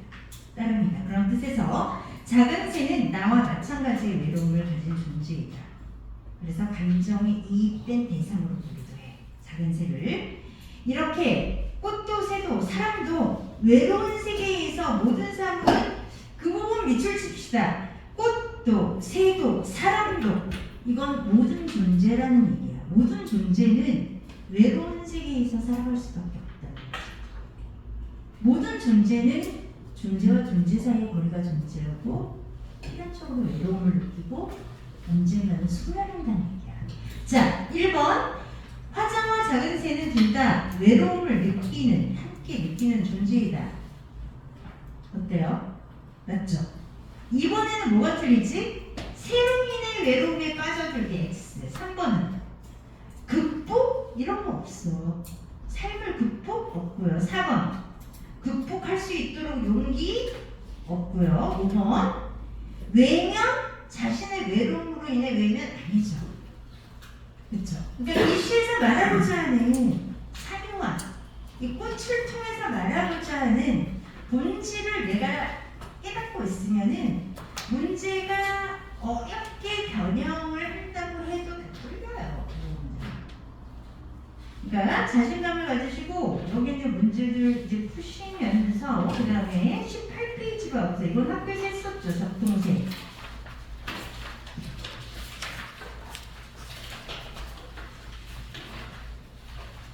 적동색 1. 1년, 2년, 3년, 4년, 5년. 자, 여기요. 표시해보세요.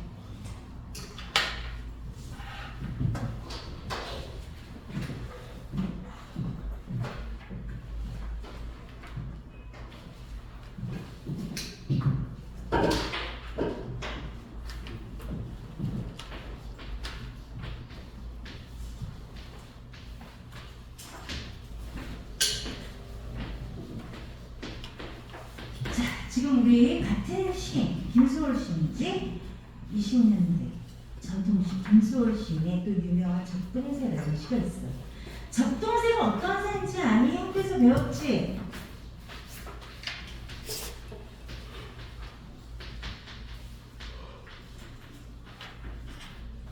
소쩍새라고도 하고 뻐꾹새라고도 하기도 하고 우리 문학에서는 귀축도라는 표현을 쓰기도 하고 자규, 시절 보면 자규 나오잖아. 자규, 불려귀 뭐 여러 이름이 있어요. 적동새야 적동새. 적동새를 지칭하는 용어인데 같은 새인데 얘가 특징이 있어. 수쩍새가 울음이 한번 들으면 너무나 가슴이 아프대. 그 정도로 뻐꾸기 울음소리 들어본 적 있죠? 뻐꾸 들리면서 이게 쫙 끌리면서 소리가 납니다. 되게 애틋한 느낌을, 안타깝고 슬픈 느낌을 주는 그런 새야. 이 시는 성격을 보면 자, 어떤 옛날 설화의 모티프를 빌려왔어요. 이 설화가 되게 끔찍해. 알고 있니? 누나가 있는데 남동생이 9이고 누나가 있는데 새엄마가 들어왔어. 엄마가 죽고. 근데 그 새엄마가 이 누나를 싫어해서 장롱 속에 넣어가지고 장롱을 부질러서 누나를 죽였지. 그래서 누나가 푸르르르 새로 돼서 집가에 맴돌면서 이제 동생들이 잘 있나 봅니다. 그 얘기고는. 그래서 내상적이라고 하는데 슬프다, 누나가 마음이 상할 정도야. 예상적. 그러면서 자, 이거 전통시, 대표적인 전통시 중에 하나라고 할 만해. 왜? 누이의 한을 다뤘거든. 누나의 한. 그리고 상부 율격.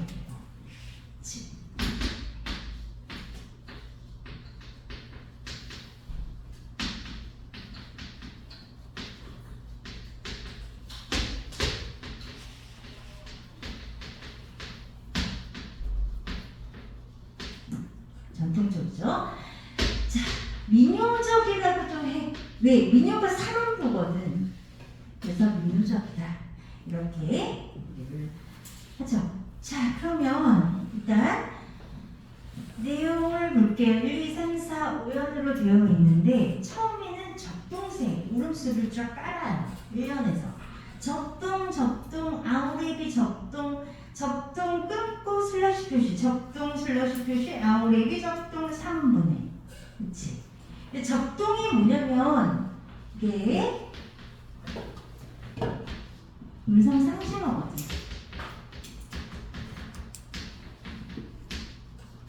우는 소리야, 소리. 사실 적동이라고 들리지는 않는데 여기서는 적동이라고 했어. 그러니까 뻑뻑 그런 소리지. 수척새, 수척 이라고도 했고. 자, 적동 이 소리 음성 상징어로 표현한 거 생생한. 생생한 효과를 주는 거죠. 생생한 효과. 생동감을 부여하는 거란 말이야. 적동, 아우레비 적동, 아우레비는 자, 아홉 플러스 오레비 이거의 준말인데 예의 활음조 현상이야. 음을 부드럽게 만드는 걸 활음조라고. 아홉 오레비, 아우레비, 적동. 자, 활음조 현상은 음률을 위해서 이렇게 만든 거예요. 아우레비.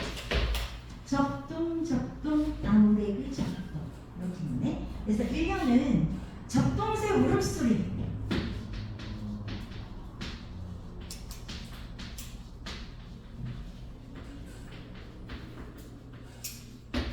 자, 울음소리는 우리 신상이잖아. 청각적 신상이죠. 그럼 잘 보시면 적동 그거 누가 우는 거냐면 누나가 새가 돼서 그 설화에 의하면 누나가 새가 돼서 날아다니면서 그 집 주변을 배회한단 말이야. 그래서 이 적동이라는 소리는 누나의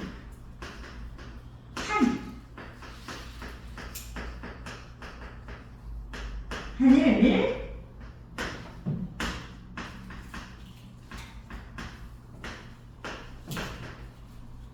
한 거야. 들어갈 말 뭘까요? 청각적으로. 맞아. 청각적으로. 그렇지. 형상화. 한이라는 거는 굉장히 추상적인 관념이잖아요.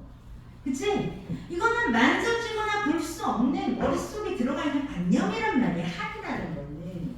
그걸 소리로 표현을 해냈단 말이지. 그걸 우리가 개념으로 청각적으로 형태가 있는 것처럼 뭔가 있는 것처럼 표현했다. 형상화. 자, 이렇게 개념으로 얘기를 하죠.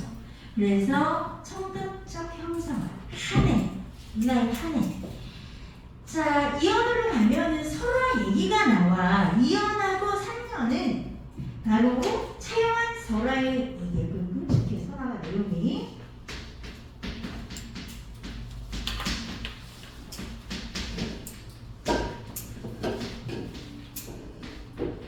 자, 빌릴 찾자거든? 빌려서 쓴다, 차용이다. 그런데 설화를 차용했는데 이게 설화가 좀 버전이 몇 개 있어요. 근데 전통적인 버전은 뭐냐면 누나가 죽고 누나가 새가 돼서 돌아다니는 거. 근데 거기서 약간 다른 버전이 있긴 한데 그게 뭐냐면 남동생들이 복수를 하는 거지. 그래서 계모를 죽였어. 똑같은 말이야. 그런 버전이 있어. 진두강 가람가에 살던 누나는 진두강 이게 서북 지역인데 자 이런 명칭 가람가 이건 순수 국어죠. 강가에 살던 누나는 향토성, 소속성을 조성하는 단어고 진두강 앞마을에 와서 웁니다. 밑줄 웁니다. 한이잖아 이게 한 슬퍼서 우는 거잖아. 그치? 그래서 누나 얘기를 해. 누나가 와서 우는데 옛날 우리나라 먼 뒤쪽에 진두강 가람가에 살던 누나는 의붓어미 시샘에 죽었습니다. 이 연을 좀 구체화한 거죠? 구체화.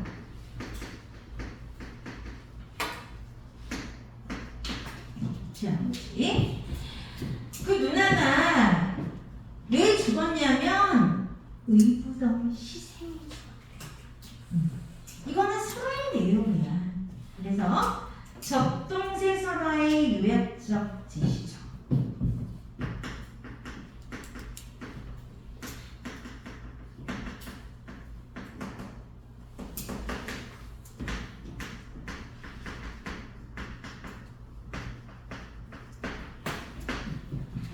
자, 그러면서 사연에서 누나라고 불러보랴 오오 감탄사 영탄법 불설오어에다가 밑줄쳐라 시처가자의 정서가 드러났네요.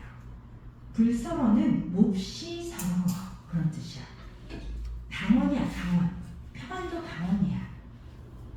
시세움에 몸이 죽은 우리 누나는 몸이 죽은 우리 누나? 몸이 죽은 밑줄 쳐봐.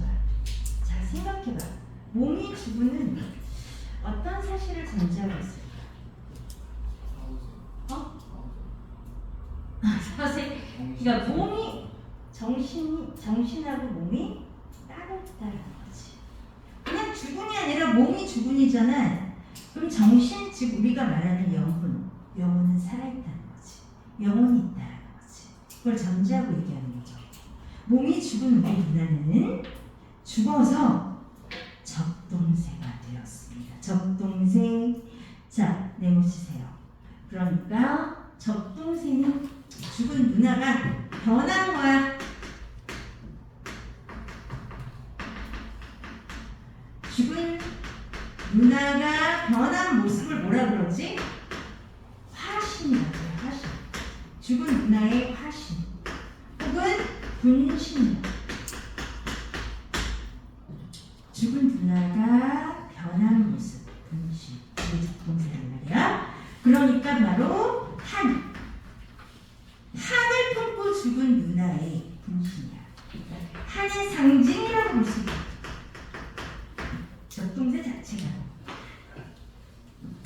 그래서 우리 누나라고 했거든. 근데 우리 누나 시세움의 몸이 죽은 우리 누나에다가 가부치고 별표쳐봐. 그런데 이 죽은 누나가 설화 속에 있는 그 누나를 넘어서서 우리 누나라고 한 이유는 뭘까요? 누나가 우리 누나로 확장되고 있잖아 지금. 그치? 우리 그냥 그 설화 속에 나오는 오리비의 누나가 아니라 그 누나뿐 아니라 우리 누나야 우리 누나 이렇게 개념이 확장되고 있어. 이렇게 누나가 한을 가진 누나, 한의 상징이지. 그 한이 우리 모두의 것이라는 거지. 우리 민족의 것이라는 거예요. 이 한이 그냥 개인의 한이 아니라 우리 민족으로 확대되고 있는 거야.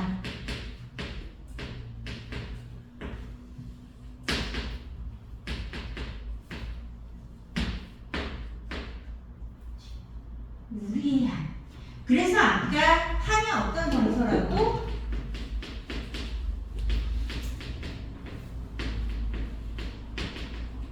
전통적인 정서라고 했잖아요. 그게 여기서 나오는 거야.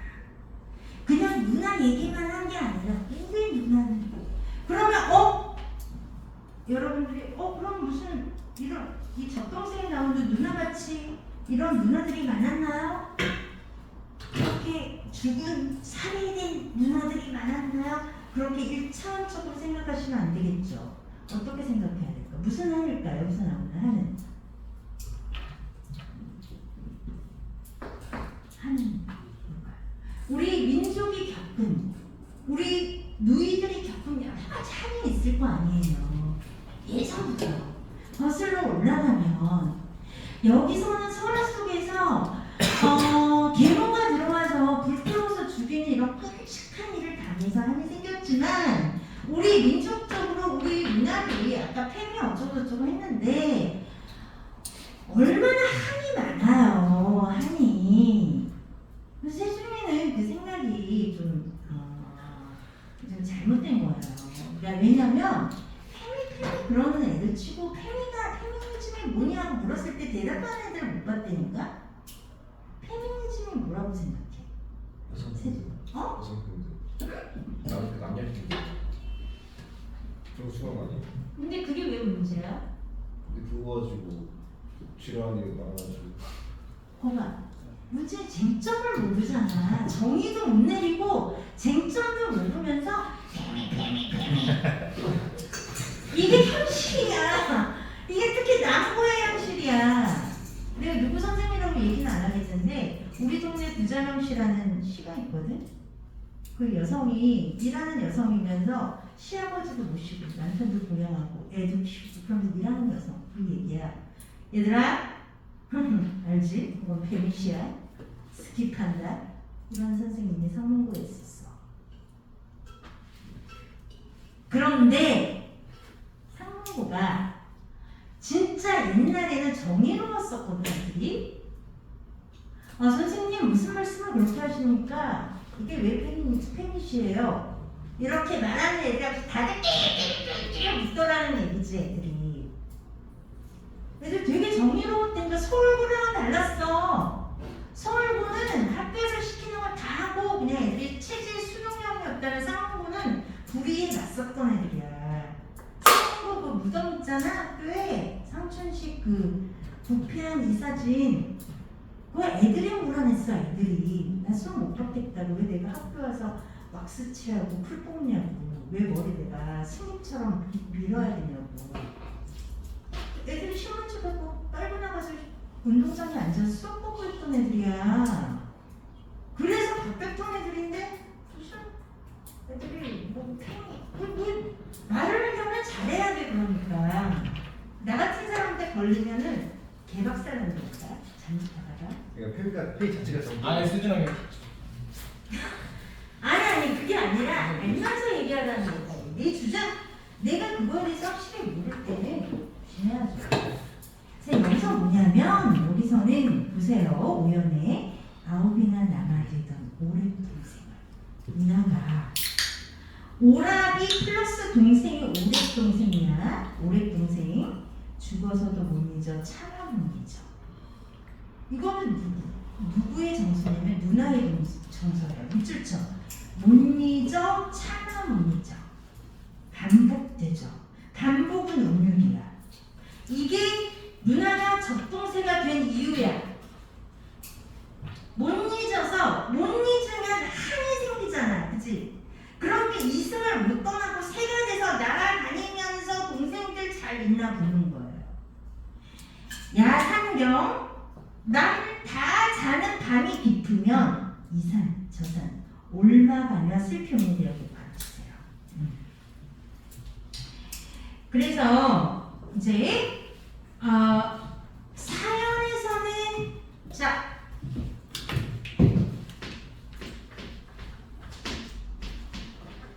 이 한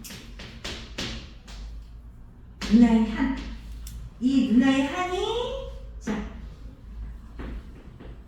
개인에서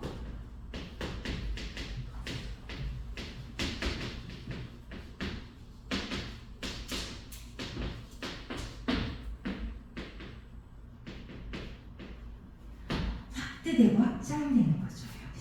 여기서 민족의 한으로 확대되는 거예요. 민족의 한으로 확대되죠.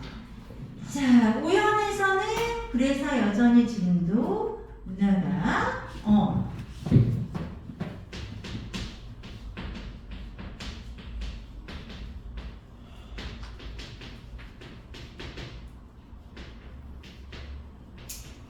그 남동생들이 걱정돼서 못 잊어서 밤만 되면 산저산 의견을 다니면서 온다는 거지. 그럼 이 산저산 얼마나며라고 했는데 왜 얼마나며라고 했을까? 그렇게 좀 생각을 하면서 여러분들이 읽어봤으면 좋겠어요. 왜냐하면 아마도 들키지 않으려고 이렇게 보다가 누군가가 자기를 볼까봐 이렇게 옮겼다가 하지 않았을까 하는. 그래서 전통적인 한일 정서를 노래한 전통시 맞어요. 자, 특징.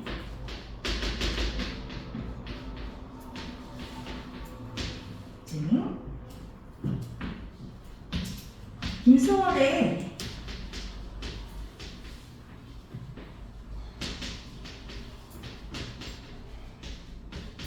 전통시의 요건을 갖춘 시야. 다 갖춘 시야. 내용적으로든 형식적으로든. 적동 아우레비죠. 3인부. 그 다음에 내용.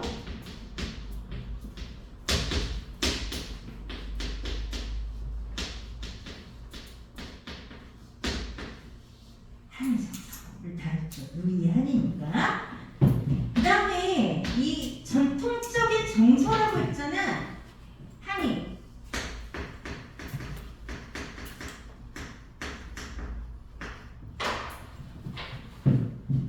전통적인 한의 정서를 한이라는 정서를 자 적동 소리로 표현했단 말이에요. 소리로 청각적으로 구체화했다라고 해도 맞고 아까처럼 형상화하였다 해도 자, 또 이 부분을 다른 식으로 선지해서 표현한다면 음성 상징어 소리 음성 상징어를 사용해서 자, 한의 정서를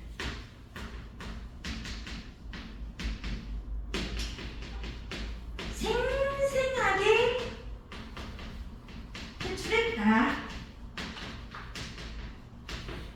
뭐 이렇게도 되고 같은 얘기죠. 어쨌거나 한이라는 어떤 관념을 구체화하고 형성했다. 청각, 적동. 그 다음에 설화를 차용했다 그러잖아. 우리 시에 설화를 차용한 그런 시들이 굉장히 많아요. 윤동주의 간 같은 경우도 그렇고. 그래서 설화를 차용하여 설화의 내용이 나와 거기에서 나오는 그 누나가 한을 지니고 죽었어. 설화 속의 누나지. 그치? 9 오래기를 둔 누나. 불타 죽은 누나. 희생해 죽은 누나. 그 누나. 그런데 그 누나를 차용해서 결국은 작가가 말하고 있는 거는 우리 누나. 우리 누나 이렇게 우리 모두의 누나 우리 민족 전체로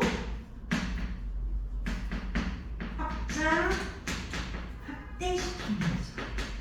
그래서 전통적인 정서인 한의 정서가 여기에 깃들여 있다라고 얘기하는 거죠.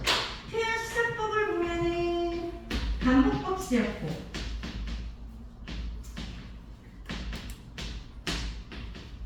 의성법 또 영탄법. 영탄법 어디? 오오 불러보랴. 오오 불설화. 불러보랴. 불러보랴. 이것도 의문형식으로 되어 있죠. 불러보지 않겠느냐. 왜 불러보고 싶지 않겠느냐. 이렇게 그래서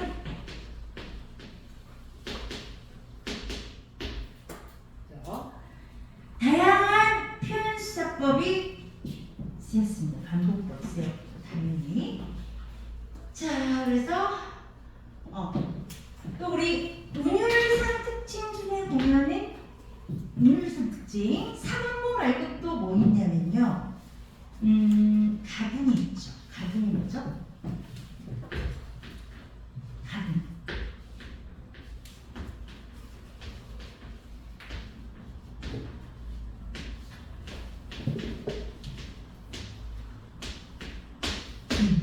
가분적 요소가 있어요. 이런 가분적 요소의 효과는 뭘까요? 당연히 각 운이니까 이것도 운율이고 달이 각자야. 그러니까 맨 끝에 같은 음이 오는 걸 가분이라고. 맨 앞에 같은 음이 오면 두운이고. 응? 그러니까 전체적인 어떤 운율과 뭐뭐입니다. 뭐뭐입니다. 뭐뭐입니다. 시점화자의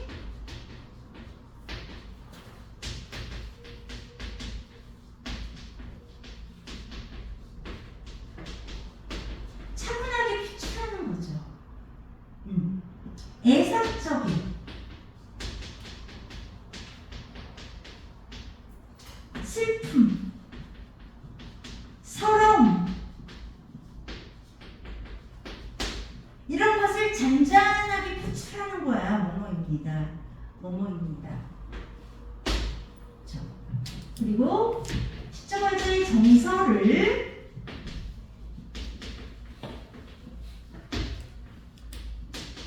직접적으로 표출한 부분이 있나요? 없나요?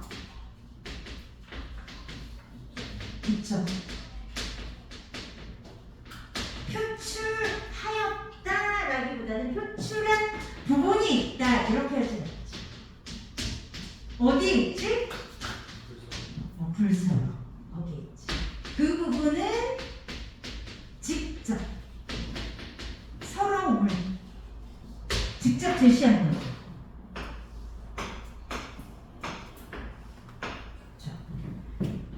자, 그렇게 해서 굉장히 우리 유명한 전통식 그리고 상용하는 또 우리 철학적인 식 이렇게 봤어요.